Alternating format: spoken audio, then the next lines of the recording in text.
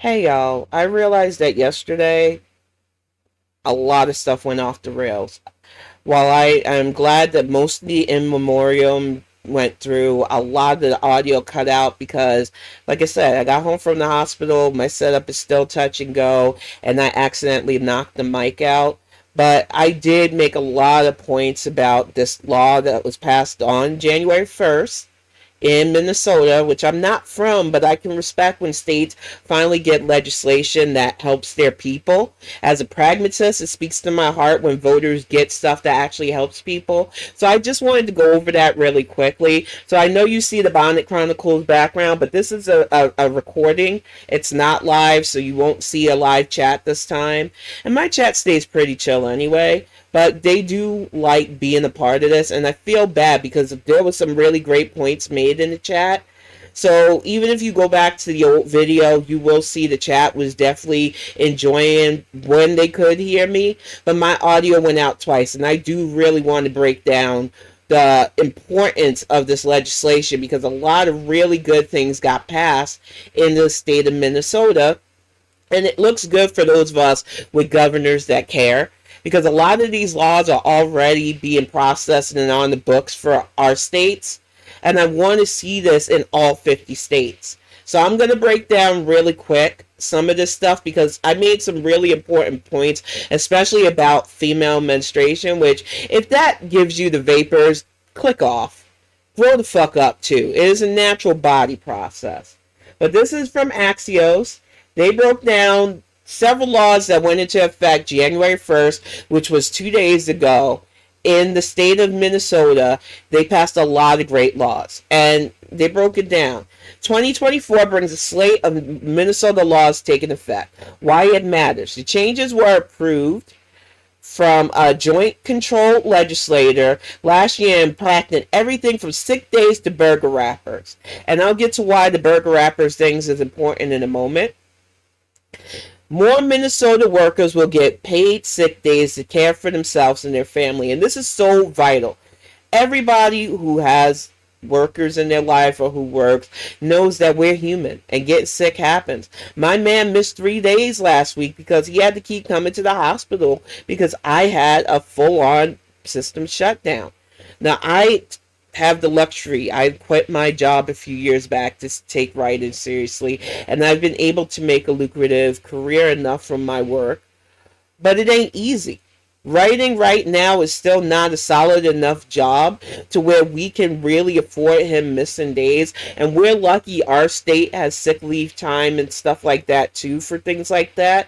But a lot of states still won't let you take off when a family member has a serious health crisis. So that the fact that Minnesota put that on their books where you could call in for yourself or for a family emergency, that's vital. That should be every state. The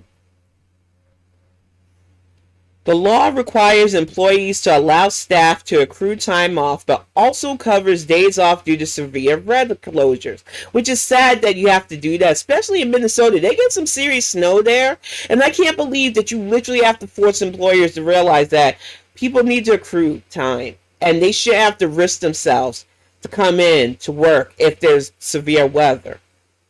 Businesses have expressed concerns about the implementation, like cost and procedural hurdles. Pay your employees, you cheap bastards. I don't even want to hear that shit. That got on my nerves last night. It still gets on my nerves as I talk about it today. If you are an employer, it is your job to provide the funding to pay your employees. That's just what it is. I don't give a fuck about your feelings on this. I think it's really shitty to think that, oh, it's going to cost too many hurdles to pay people who are risking themselves sometimes to come out in bad weather to work for you. Get all the way the fuck out of here with that. Prospective employers can no longer ask about an applicant's salary history. As somebody who used to do resumes for people too, it was always frustrating to me when people had to list former salaries. That should have never been legal, and I'm glad that a lot of states are getting on board with you not having to do that. I understand contract negotiations as somebody who used to have a corporate job, and that's different. When you're trying to negotiate an actual salary for a corporate job, it does make sense to bring up past salaries because you want to negotiate negotiate for a better salary. That is different than an employer at any job level being able to ask you about past salary. That should never be legal. That is a private thing that people should not be able to exploit, and I am glad that the state of Minnesota said no more. The red flag law was something that I really talked about, and I am so mad that the audio cut out because this is so important. And it caught some of my audio, and I know some people got mad because I talked about our little shooter problem and who gets the AR-15 for their little fucking psychos. And I made some points about it is very rare. It's not impossible because we did have the Beltway sniper, but it's very rare that people of my community do shit like this. And it's not because we can't afford guns. We are just trained. I was trained with firearms, stupid. I come from a military family. We were taught guns are not toys. We were taught guns are the most effective killing machine. So you do not fuck around with guns. They are not toys. They are not props. You don't buy your kid a gun and not expect them to not use that gun. It is not a fucking toy, but too many people treat it like a toy. So I am glad for that red flag laws. That will help people in domestic violence situations. It'll help a lot of families with very unstable people. And not just unstable people that want to hurt others, unstable people that want to hurt themselves. I speak from personal experience. I know a gun is the most effective way of ending a life. So I don't play around with that. And these red flag laws were needed. It allows loved ones and law enforcement to ask the courts to temporarily take guns from a person who is deemed at the risk of hurting others or themselves. This has been needed, and it's needed in all 50 states as far as I'm concerned. Red flag laws will save lives. The next one was food containers and packagings cannot contain forever chemicals known as PFAs. This includes a wide-reaching ban, which all 50 states will probably have to enact soon. Because a lot of these wrappers, especially the cellophane wrappers, had those things on there. We've been ingesting microplastic for years, and it's dangerous.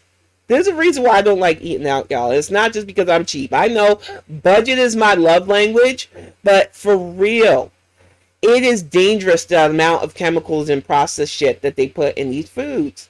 And a lot of people, they just happily eat it because it used to be cheap. But now it's not cheap anymore. So you're paying $16 for something that is put in a dangerous container and put microplastics in your system. What's the fucking point of that? Learn to cook. You can get fat just to do and learn how to cook yourself. The rent-related thing was something I went off on too. Because that shit was crazy. Renters could tell you to declaw and devocalize your pets before, and they literally needed a law stopping that.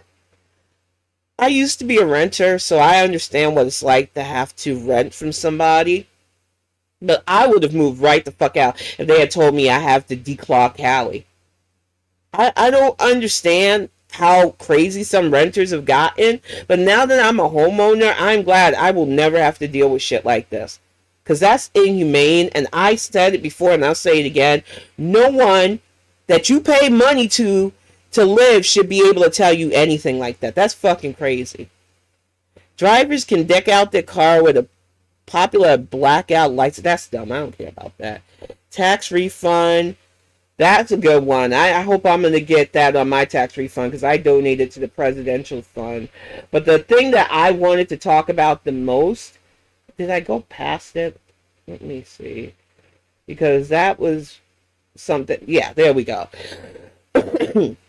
Schools must now provide free menstrual products in bathrooms used by students in 4th grade or higher. And I made some really good points about this because anybody who can identify as somebody with a uterus, whether you're a woman or a trans man, anybody who has the ability to menstruate, this law will be helpful for. But it is mostly for those of us who identify as female. And this isn't the gatekeep, my trans sisters. It's just, it is what it is. And I know some people get the vapors when, oh no, she's talking about menstruation. It's a natural body process. Grow the fuck up. And I have been dealing with my period for over 30 years now, so I'm not going to take no stupid randos getting the vapors because some woman said that she bleeds from her hoo-ha. It happens. It is a natural body process, stupid. And some people as young as in the 4th grade get it. It is a reality for some of us women. I have been dealing with my period since 11 years old. And since I did not want my uterus to be taken out of me because I wanted the option just in case my partner and I wanted to have a kid together to be able to do that, I still deal with periods. They're a lot lighter now that I have an IUD, but I still get my menstruation.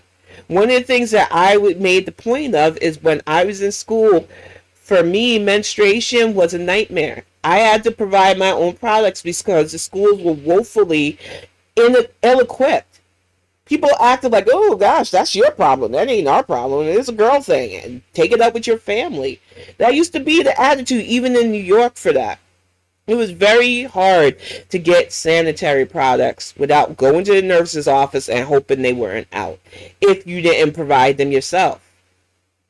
And the fact that we have to pass legislation for schools to understand that this is a natural process that a lot of us go through and that we need these kind of products provided just in case for emergencies. And yes, you can get it. There have been on document record 5-year-olds that have gotten that. It's not healthy.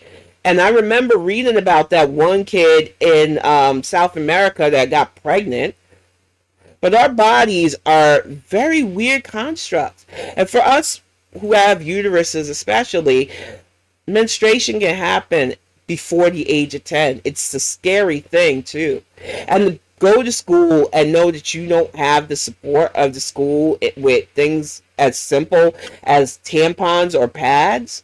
And for little girls, it should really be pads. I don't understand why it took this long for people to understand that. But I do live in a country where some people get it and some states are full ass backwards. Because they understand that we women exist, but they don't want us to have rights. They don't want us to understand our bodies. And they don't care. They just think, ooh, period. It's a natural process, stupid fuckers. But either way, that's the point I wanted to make about that. And I am so sorry for the shitty audio yesterday. It was still a fun live stream. I enjoyed breaking down the in memoriam. I enjoyed calling out the heifer a bit. But what I really wanted to do was open up with how positive this legislation was and how we need to, on a state-by-state basis, start looking into stuff like this. Workers' rights, renters' rights, and looking out for our kids and this health of people's mental health. It's so vital. And this is why your voting matters. This is why it's so important to be politically active and aware, because when you do it, stuff like this gets passed. But I'm going to wrap this up. This was just a quick Bonnet thing. I'm going to upload this on top of calling out the effort that I just did. But I want to thank all of you who bother with the Bonnet Chronicles. It is a passion project for me because I do really care about politics and social issues, and I like making points about stuff like this because it is near and dear to my heart. But I'm going to wrap this up. Thank you all for watching this Bonnet short.